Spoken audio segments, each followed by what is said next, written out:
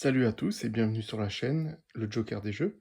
Aujourd'hui, on va parler de la lettre C pour l'alphabet des jeux avec le jeu Critter Kitchen. Je simule une mise en place et je vous reprends juste après pour vous expliquer brièvement un tour de jeu et comment se déroule la partie.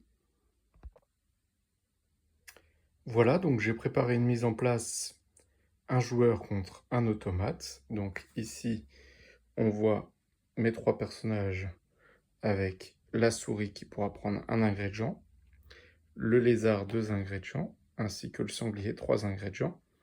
Ici mon frigo avec mes ingrédients, mes 3 assiettes que je vais devoir préparer. Donc une assiette pour le jour 1, ces 3 ingrédients le plus représenté dans mon assiette rapportera le plus de points. Deuxième jour, troisième jour, quatrième jour, cinquième jour, sixième jour, le jeu se jouera de la même manière. On essaye de remporter le plus d'ingrédients des cartes qu'on va dévoiler au fur et à mesure du temps.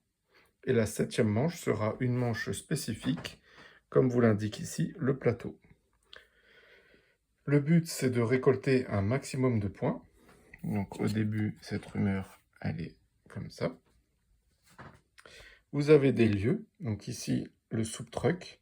Si les ingrédients proposés sur les autres lieux ne vous intéressent pas, vous allez prendre une soupe ici. Donc la première soupe vaut 3, il n'y en a qu'une par manche.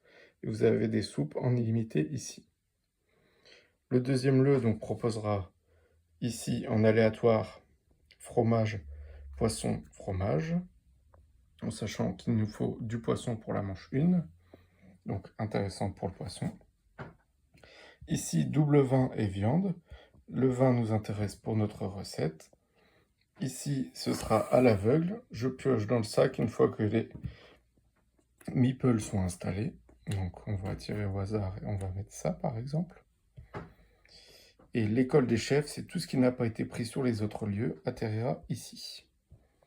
Donc ici, vous avez l'automate qui a également ces 3 meeples, avec des decks spécifiques qui vont permettre de déplacer les meeples. A noter que sur le dernier lieu, vous pouvez recruter un sous-chef par manche, avec chacun une capacité pour le tour d'après. Vous avez également par partie un critique culinaire qu'il faudra satisfaire en dernière manche, à la manche 7.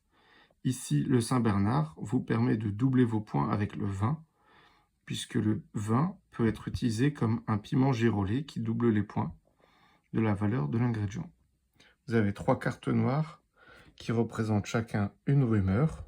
Donc si vous avez un ingrédient comme celui-ci que vous le récupérez, vous pouvez regarder cette rumeur. Cette rumeur, elle vous dit quoi?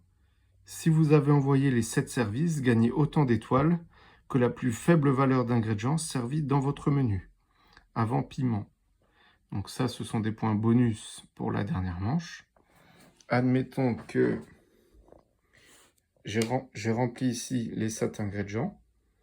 La valeur la plus faible des 7 ingrédients me rapportera autant d'étoiles, qui pourra me faire gagner des points. Donc pour compter les points à la fin, on va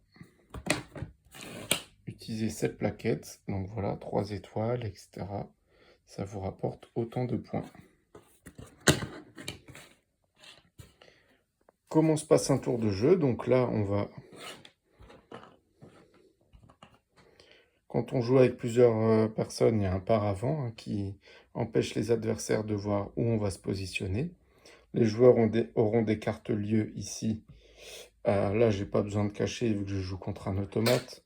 Mais vous mettrez une carte qui indiquera le lieu où vous voulez aller. Donc si vous mettez par exemple ici la carte de la ferme urbaine avec votre petit meeple, vous allez vous positionner ici. L'automate, lui, a des cartes spécifiques. Il faut d'abord retourner à la carte manager, appliquer déplacement. Si les meeples ne sont toujours pas positionnés après avoir retourné cette carte, on retourne les cartes marron afin qu'ils puissent se positionner sur le plateau. Hop. S'il y a une égalité, dans ce cas-là, on regarde la piste d'initiative. Et donc, ici, ce serait moi qui serais prioritaire. Donc, c'est moi qui me sers avant l'automate. On joue donc 3 tours avec ces 3 assiettes, 3 tours avec les 3 assiettes, et ensuite il y a un tour bonus dans lequel on va aller regarder, voilà, la personne qui a le plus de soupe, les points de chaque plat, donc celui qui a la plus grande valeur de pain, celui qui a la plus grande valeur de poisson, etc. Ensuite, on regarde si on a réussi à avoir les 7 ingrédients, ça rapportera des points. On regarde les rumeurs, d'où l'intérêt de révéler les cartes et de regarder ce qui se cache dessous, ainsi que les points bonus qui peuvent être apportés par des restaurateurs. Donc, les restaurateurs, ce sont des cartes qu'on va mettre un par joueur qui vont apporter des points bonus. Voilà pour ce jeu. Donc, vous l'aurez compris, c'est un jeu d'optimisation de règles. C'est un jeu aussi où il faut anticiper ce que vont faire les adversaires. Il faut essayer donc d'avoir les ingrédients au bon moment et pas s'auto-bloquer. Donc c'est vraiment une mécanique d'optimisation mais d'anticipation.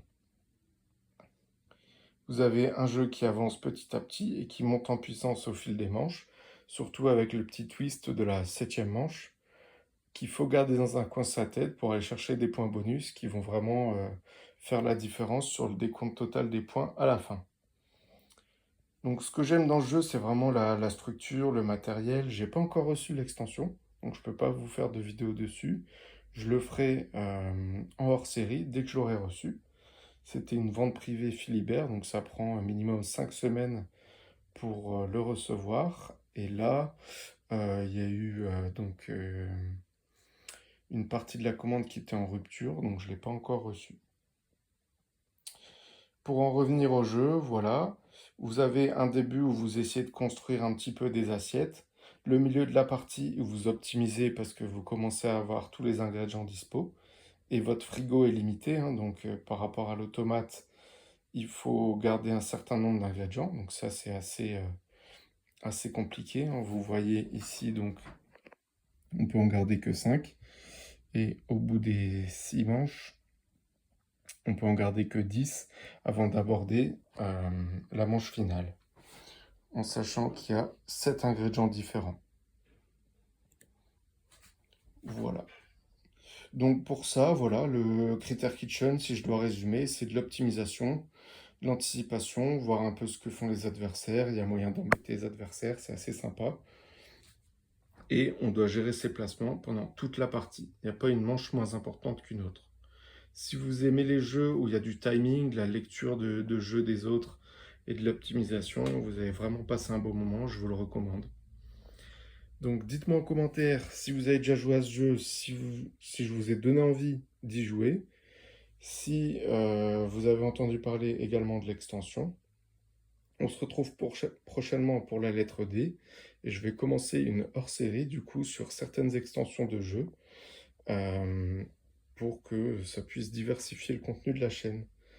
N'oubliez pas à vous abonner et à liker si ce jeu vous fait envie. N'hésitez pas et à bientôt. Au revoir.